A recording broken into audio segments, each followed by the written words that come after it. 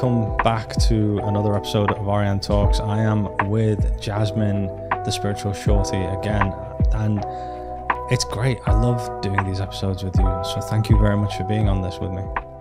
I'm glad to be here. Excited for today's episode too. Yeah, me too. We've got a few things. So even though we just get talking and it's never an issue, we have made some bullet point notes just in case, and we do this every time, but we never get through them.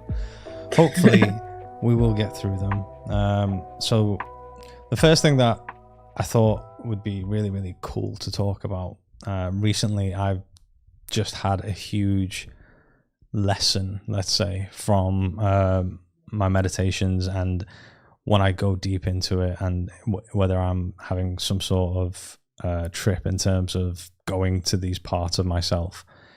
And I learned a lot about the self,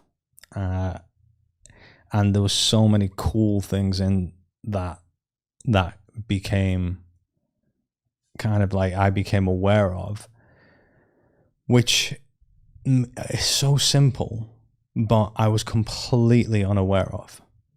And when I think we've talked about this before as well, at the human level, there's a certain limitation of understanding.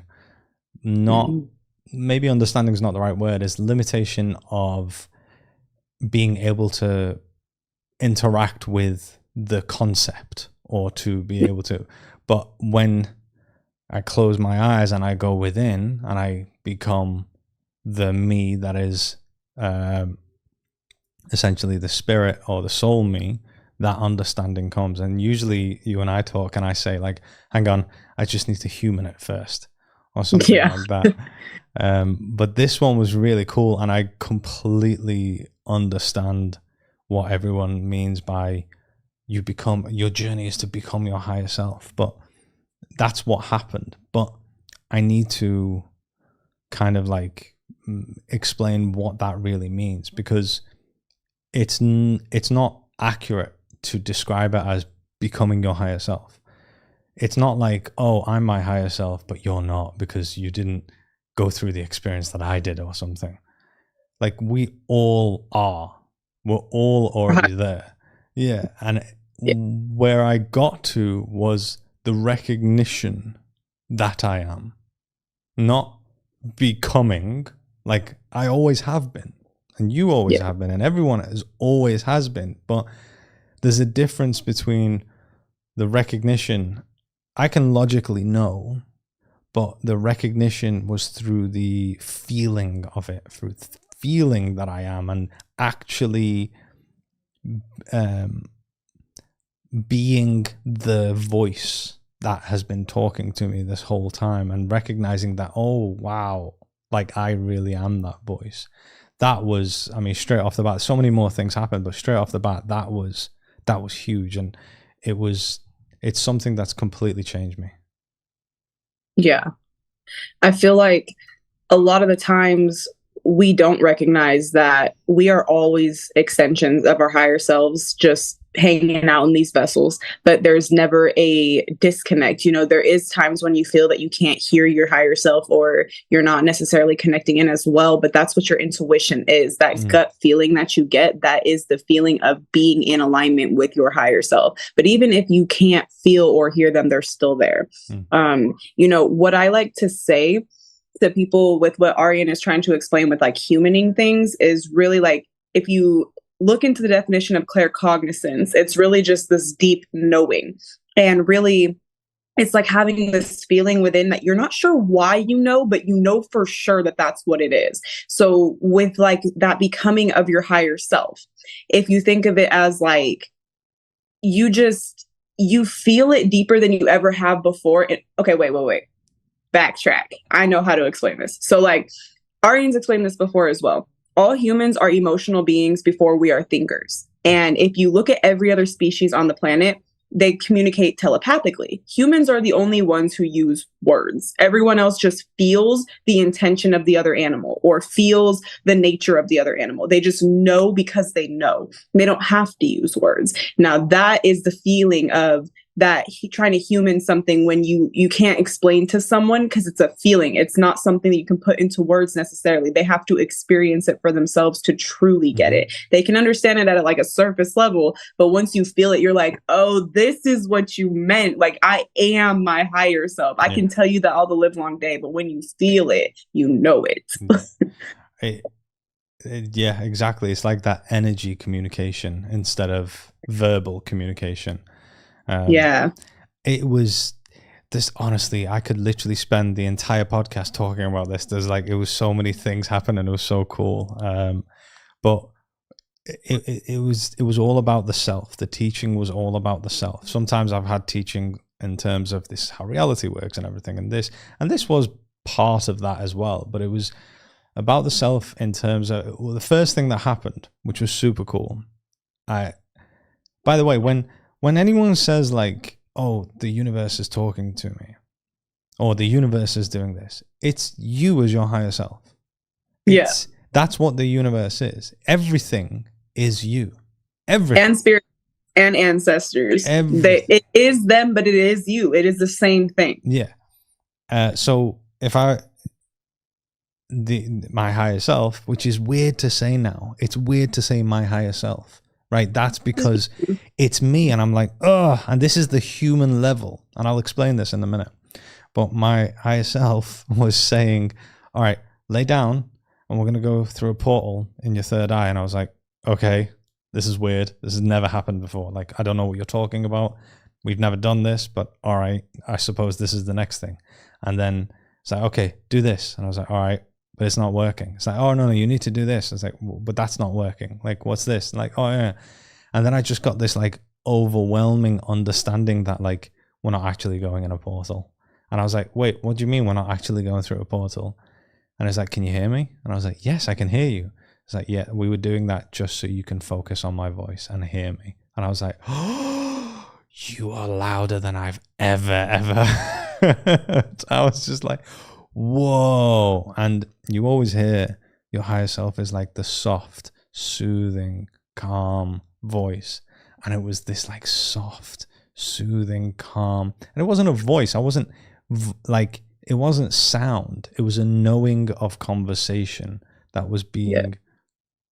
It's like, even if you, it's hard to human that, because it's not that you're hearing your own voice in your head like you normally do. It's like you can feel the conversation instead of hearing it in your head, because you're not hearing the voices of your own conscious like stream of conscious or your own voice or any of that, but you feel that all is known. Like, that doesn't make sense unless you felt that. But you feel that all is known. Like, it's so weird as well, because I've had moments where I've like the communication is through thoughts, but it's through a knowing as well. And you can actually choose when you hear it through a thought, it's because of the knowing. You're just making it a thought.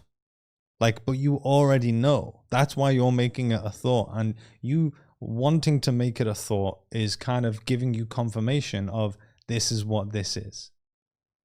But it's the knowing, that's the communication. And that's because thoughts are fast. So like talking is at a certain speed. Thinking is faster. And knowing is the fastest. Yeah. So that's why it's delivered that way.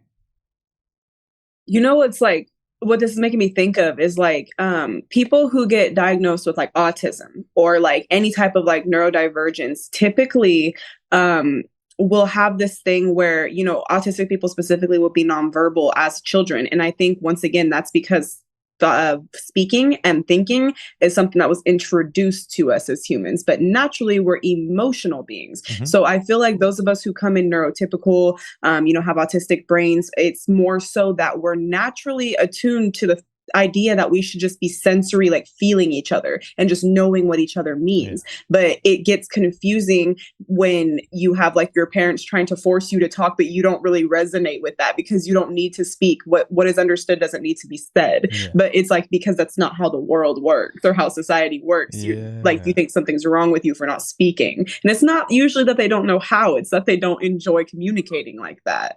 But Yeah, it was random. That just came up because I was like, this is really making me think of this. Like, this is probably why this happens. It's actually a part of, it's a way that we're breaking the system as a collective, because that system is so towards that way, and it's been so much easier to kind of control humanity through the conditioning of generations and everything, where now the reason why so many are coming and the autistic level has raised so much is because you can't control them. Yeah, exactly. And it's like, oh, now I have to come up with a different way of dealing with this. Like, I can't control. So that's a way collectively that we decided to like break the system and stop it. I mean, all in all, if you really look at it like from a wider perspective, I just think it's so silly that we even try to categorize these things, because everyone's brain is supposed to work differently anyway. But we only call people neurodivergent when their brains don't work the way that the system is formulated. Like, if you can't fit this blueprint and be obedient and sit down and work these hours, then something is wrong with you. And it's like, no, we weren't born to do that. Like, well, school is literally how we program human beings into believing that that is normal and that's the way it should be. But school is one way of doing things in a vast sea of so many different unique ways of human beings living and being and experiencing this life. Like, who is to say that anyone has to go down any path? Like, why? Exactly. Like, it makes no sense. But obviously that's what's, kind of taking it there. To go back to my story, when I was doing that and now I could hear myself as my higher self, the reason that happened, and that's when that feeling came in of, oh wow, this is me. Like, oh my, I was like, oh my, this is actually, and I was like, hang on, I recognize you. And I was like, but I've been able to hear you for a long time and really loud. And then me, as my higher self, went, yeah. And I was like, what? I was like, hang on, what? I said, but I've been able to, that's been me. Yeah. It's like, no, but me here. It's like, yes. There's no separation. Like, that's an illusion. Yeah. I was like, what? This makes no sense. Like, I don't get it. Like, I don't get this. And then I at that point, actually, I needed to have a pee. So I got up and I went to the toilet, and I've got a mirror in the toilet, and I could still hear me as my higher self really loud. And then I was like, I don't get it. And I looked in the mirror. I was like, but who's this then? It's like, because I know you're, well, I don't know why I'm pointing up. It's not like higher, like it's everywhere. Yeah, I know what you mean. Yeah. I'm like, but you're there and this is me. Like, who's this? Like, if you're you and I'm you, then who's this? And then me as my higher self was like, right, go back and lay down and relax. And I was like, okay, cool. So I went down, laid down and relaxed.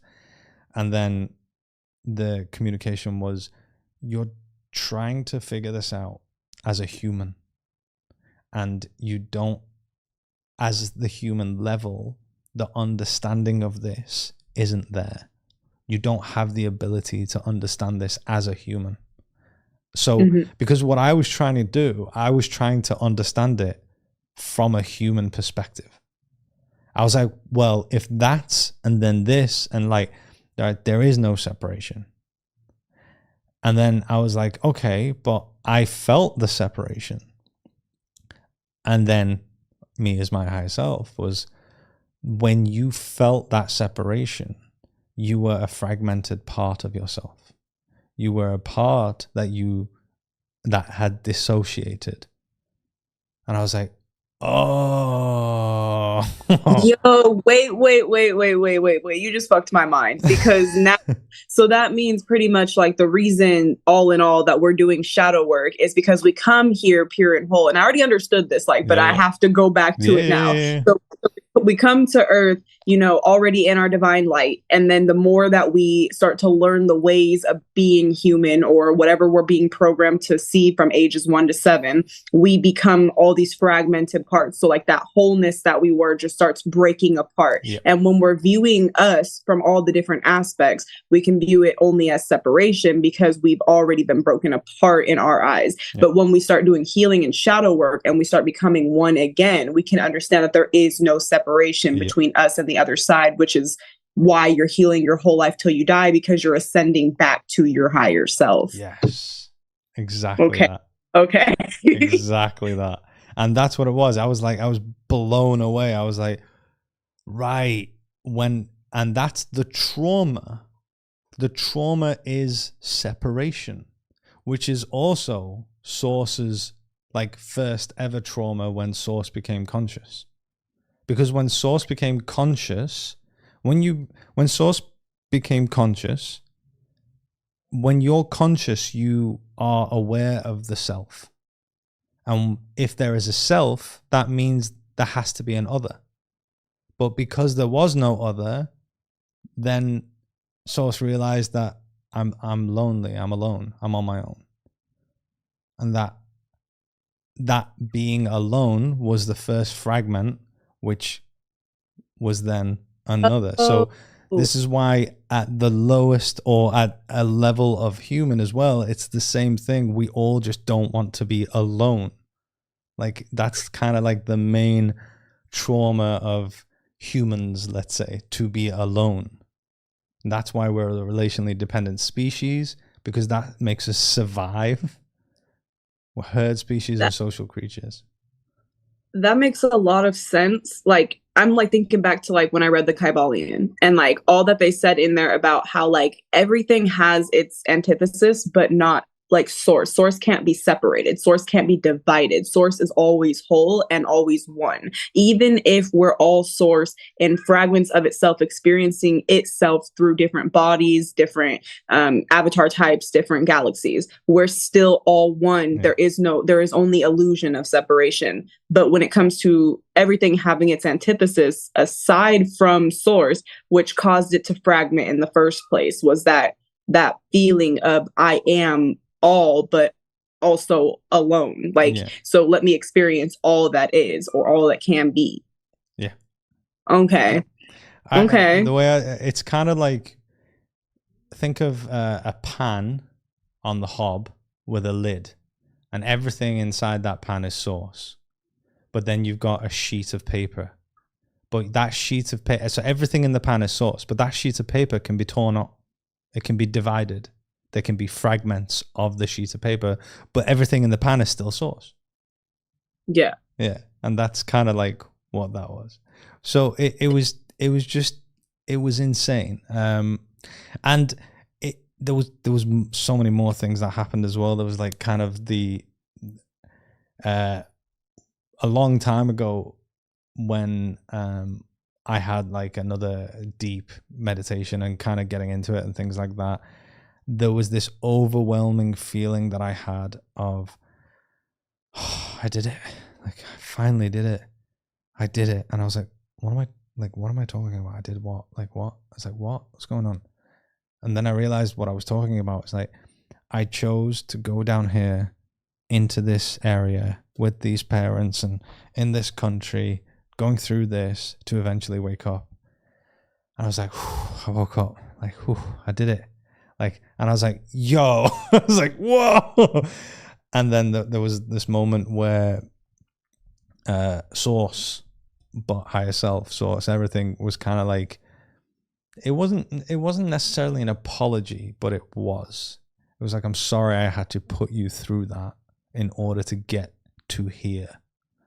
And I was just like, and that helped me a lot. I was just like, whoa, like that felt so like, yeah, I understand that we decided this. Like, I get it. I can feel I actually chose and decided this, and thank you for still having my back type thing. And it was just all of that came in together. But that was sorry, what? No, go ahead. That was reminded to me.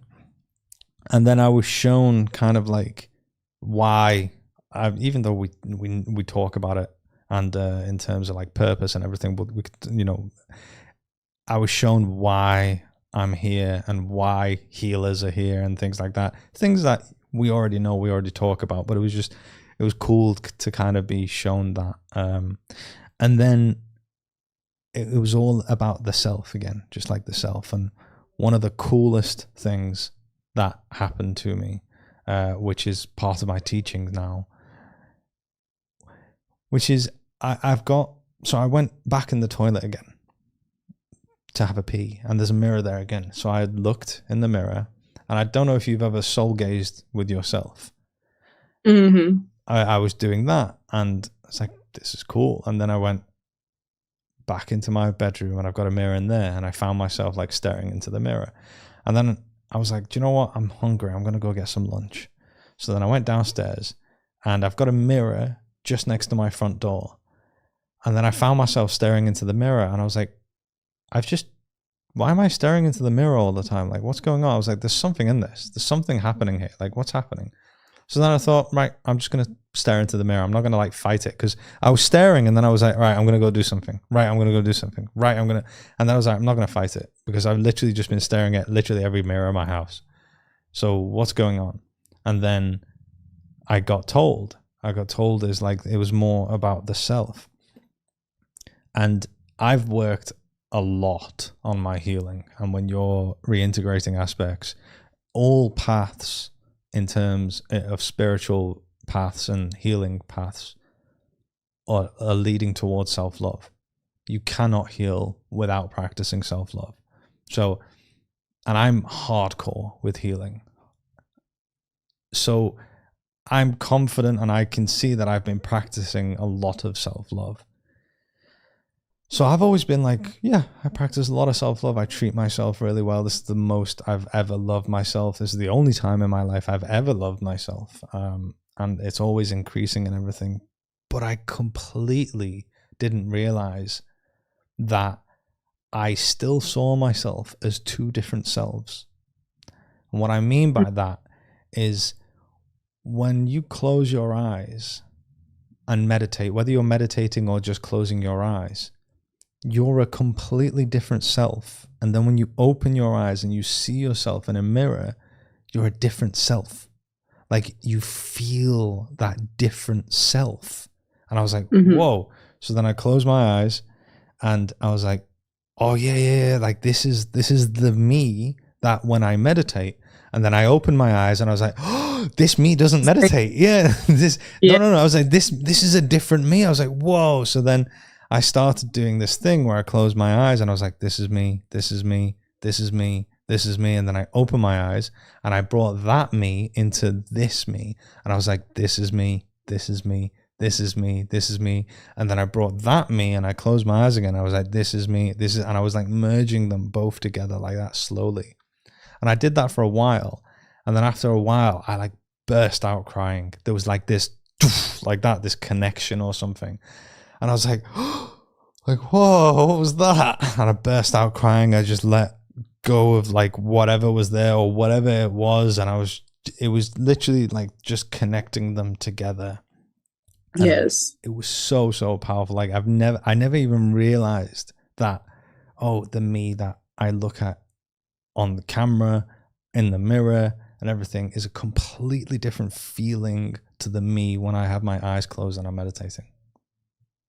But it's just an illusion. Like, it's so beautiful when Source comes out and shows you that there is only illusion to separation. Because like, you trying to like merge them together to like help two aspects of yourself see that they are one, or at least help like this aspect of yourself here on earth understand that they are one with your higher self. Yeah. I think that there's no feeling quite like when Source comes to you. Like, I too have personally had intense meditations where Source will literally show itself. And when it does, it's like, well, earlier when you were talking about like Source having empathy for you, like saying like, I'm sorry that I had to put you through this, but it's what I had to do to get you here. It's such a like, you've never felt more intense love than when Source itself puts you in its hands and says, this is what this is. Yeah. I am you. We are one. There is no separation. Like, I think I've told this story once on here before in like maybe our first podcast.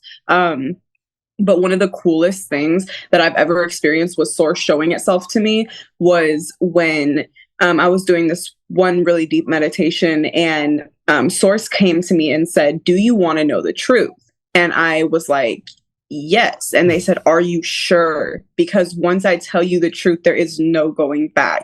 And the way that Source looked in this meditation was just like very big, like light energy. You know, to me, it was kind of like sparkles within light. Like it was an orb of energy. And it was like, do you want to know the truth? Are you sure there's no going back? And when I said yes, Source kind of like put a hand out and grabbed my hand and pulled me into the cosmos. And it was so beautiful. Like it looked pretty much like a indigo night sky, stars everywhere, colors everywhere. And like Arian said, all you feel is that separation is an illusion. You start downloading things from your higher self at rapid speed that you can't even have time to think the thoughts. You just know the thoughts. You don't have to think them. They're just in there. You resonate with them in your gut. Like when you feel your intuition go off and tell you have a gut feeling about something, it's that same feeling. But all it is like your higher self giving you all of these massive downloads, and you don't even have to take time to write them down because now you just know, like, you know, there is no separation. And one of the things after Source kind of like showed itself to me what it was, I understood myself to be one with the cosmos. I understood that I am made up of the same thing that stardust is made of. Like there was no separation. And one of the coolest things that they showed me, which I think that when you do hit these levels of meditation, spirit will come through to show you whatever you've been foggy on lately. So I feel like with you, it was that illusion of separation. Mm-hmm. Whereas like when Source came to me, they just kept saying, this is it. This is it. And I just kept like, what I was like, what do you mean this is it? Like I wrote it down a couple of times. I was like, okay, this is it. And then finally like was sitting with it for a little while. I was like, oh, I'm not waiting for anything. This is it. I didn't realize I have been sitting around waiting for happiness to start because I was expecting for my life to get better and not realize that this is it. You bloom in the present moment. You bloom where you're planted. You're not waiting for happiness to come to you. You make happiness wherever you are. You are not waiting for anything. This is it. And I was like, oh, okay. And that download just like stuck with me from there, and I was like, you have to make happiness wherever you're at. Yeah. Wow, that's super cool. That's really, really cool. When you said that, then something came to me towards the end that this is it, and it's like now. So I made a video about this, but I'm just gonna kind of talk about it right now because it's super, super cool. You know, we've talked about time before. I think in the last episode, we talked about time as well, and what time actually is. To quickly run through it, you know, only the present moment exists. And the whole this is it, the moment. It's not like later on in the future because it's always the present moment. So this is the moment. There's no such thing as the past. There's no such thing as the future. The past has already been and gone, so it doesn't exist. And any moment of the future you arrive at becomes the present moment. So only the present moment exists. Any reference you have to the past, whether it's watching something or remembering something, is a thought. Any reference you have to the future is worrying about something, is thinking that I'm going to do this or whatever, is a thought. If you don't have those thoughts about the past or the future, none of it exists. So it's only this moment that exists. Now, this moment is continuously changing. So we're not going necessarily through time. Time, for what it is going through us. So time is not what is on the clocks. You know, the time that we call time, your clocks, the clock on the phone, clock on the wall, your watch, have nothing to do with time. They are all based on motion. They're all based on the motion of the earth. When the earth spins once, it's a day. When the earth goes around the sun once, it's a year. You know, planets have different years. For Earth, it's 365 days. For Mars, it's longer, you know, so they have their own unique years as well. This is the really interesting thing that came to me recently as well, which I will go back to what you're saying about this is it. You're good. You know, if I was to ask you, how old are you? 25. 25, right. So you, like, you know, without sounding silly or whatever, you look at yourself and you could say you identify as being 25 years old. Now, the only reason you see yourself as 25 years old is because you live on Earth. Facts. Because since you've been born, the Earth has gone around the sun 25 times. And that is the only reason. Now, if you were born exactly the same moment as you were born anyway, but your entire life up until this new now moment, you were on a spaceship traveling through galaxies, how old would you be? You wouldn't know. You wouldn't know. So you would have to make up an age structure. You would have based on something, not based on time, based on the motion of a planet, something that's happening in this reality that's, you know, you can kind of keep track of. Well, the Earth goes around. You know, when we say, oh, I'll meet you at that place at 8 o'clock, what we're actually saying, because our clocks are based on the motion of the Earth, what we're actually saying is, I'll meet you at that place on Earth when the Earth is at this place of our solar system. That's literally what we're saying, which is cool. Like so cool. Now, the ship of Theseus, have you ever heard of that?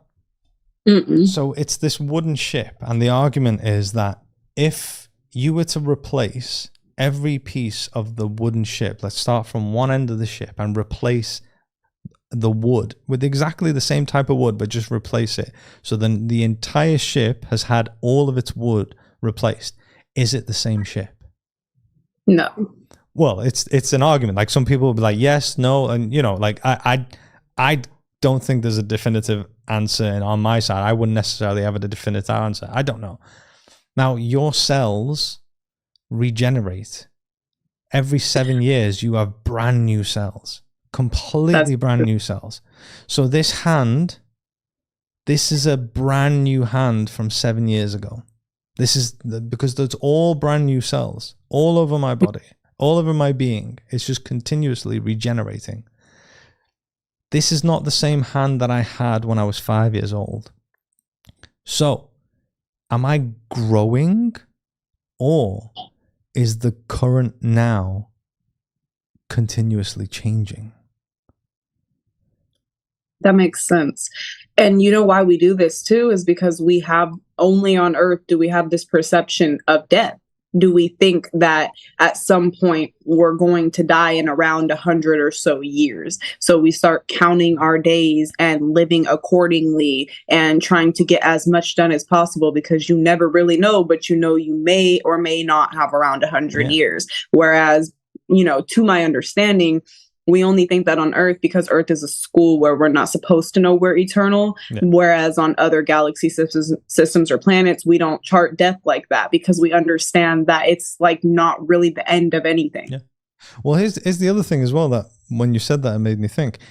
If the Earth didn't spin, and we know there are objects out there that don't spin, for example, the moon. The moon doesn't spin. The moon goes around the Earth, but it doesn't spin. So the moon is literally just goes around, not spinning. Now, if the Earth didn't spin and the sun was out all the time, how could you count the days? There'd never be a tomorrow. There'd never be a yesterday. So tomorrow and yesterday are concepts that are made up based on the motion of Earth. So if the Earth spins, it's been one day. It's like, no, it hasn't. You've just gone to sleep and you've woken up because you've evolved on a planet that spins, and it has seasons, it has nighttime, it has daytime, and that's the way life has evolved. But that doesn't mean there's a tomorrow. Doesn't mean there's a yesterday. It's one continuous present moment. Exactly. But like you said, because of the illusion of day and night, or, years or weeks or months. We chart our existence by days. Whereas if it was, like you said, the sun was always out and it never got dark, we would just always be in a continuous moment of the present. Yeah. We would never really know. Which brings us back to what made me say all this, which is what you said. So if there's no day, or if there's no tomorrow and no yesterday, and you're waiting to be happy, this is it. It does now. This else but here. Yeah. Yo. Yeah. Yeah. That's like, because you're waiting for something imaginary that's a human construct to get to so that you can be happy. But really, we're all in just one continuous moment. And this is why they say, don't chase, attract, because in manifestation, you're supposed to become the thing that you want to have. Mm-hmm. You're not supposed to go looking for it or trying to do something to get it to come to you. Yeah. You're supposed to become it. I was actually having this conversation earlier with my partner, because much like you and I right now, we already understand these things, but then you go through a certain level of healing and awakening again, and then you're like, wait, now I understand it. Like, it resonates with my higher self, not just like with my human level of perception. We were talking about this earlier, how what was I just saying before I said that?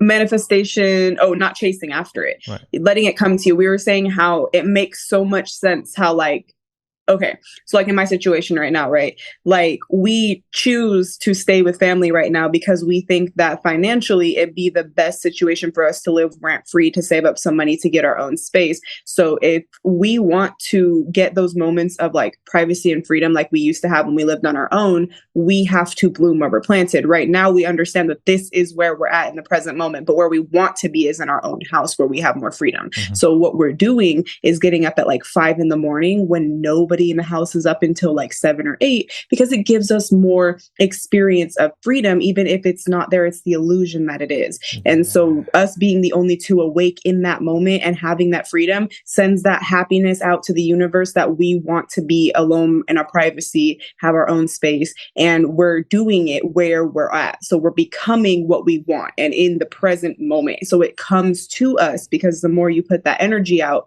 the more it becomes the present. Yeah. So you're experiencing what you want to create in your reality, and you're kind of, I love it. It's like now I know this is not what it is, but you're like tricking the system. Like, kind of, yeah, right? Yeah. But it's like how the system works. Yeah, exactly. Yeah. It's really interesting, and this is when like it all clicked for me. Like, whoa, I completely get it now. So in terms of everything we've talked about, in terms of there is only this moment, and this moment is continuously changing. If the earth didn't spin and the sun was always out, I could understand that there's always this moment a lot easier. It's the illusion of the sun, the earth spinning, that gives me the illusion that yesterday, tomorrow, and everything. So it's like, oh, time is like, moving forward or something. It's not. Manifestation is changing your now. That's what you're doing. And this is why everyone says it's multiple realities, and you can go into any reality that you want, and you're kind of like taking yourself. You're constantly changing the now. So if I want to manifest, let's say, your example, freedom, a place of your own, you're not doing it and then arriving when that is kind of created in your reality. You're changing the now into that reality. Yes. And the way you're doing it is like this. And I'm actually going to make a video. I'm actually speaking to an animator to be able to make this video. Have you seen Doctor Strange? Yeah. Mm-hmm. I think I don't know if we've talked about this away from this or anything, but you've seen he makes portals. Mm-hmm. Yeah, in the movies, not the comics or anything. So in the movies, he makes a portal and he walks through. Now that portal is to a different part of the earth, so it's not like a different reality. But he makes a portal and he goes through. Now, what he also does is he makes a portal, and sometimes he moves the portal through him. So he doesn't move, but the portal moves, and then he arrives somewhere else. Yeah. That's what's happening to us billions of times a second. So think of that portal moving through you billions of times a second, and the size of the portal is the universe, is literally as big as the universe. And that's continuous. This is why manifestation is never off. It's like gravity. It's like, it's never off. So you're constantly going. And that's what's allowing you to go through realities. Now, if you have all of these fragmented parts of yourself that also play a role in creating the reality that you have, and their beliefs of I'm not good enough, I'm unloved and everything, you're constantly going through that reality based on your thoughts and beliefs and who you are. But let's say I want to go to that reality over there, which is where my wealth is, where my, where the love that I want is, where my passion and purpose and what I do want to do and freedom and everything. What I do is, by healing these parts of myself, I'm changing the now moment. So then think of it as kind of like I'm traveling through these portals to that reality over there, which is, and I steer myself towards that by healing these parts of myself. I steer myself towards that by changing the beliefs that I have about myself, by all the work that, we teach and we do and things like that. So you're literally changing the now moment. You're not arriving in that place. You're changing the now moment, which is going through all of these portals and portals and portals to eventually create the now moment that you want.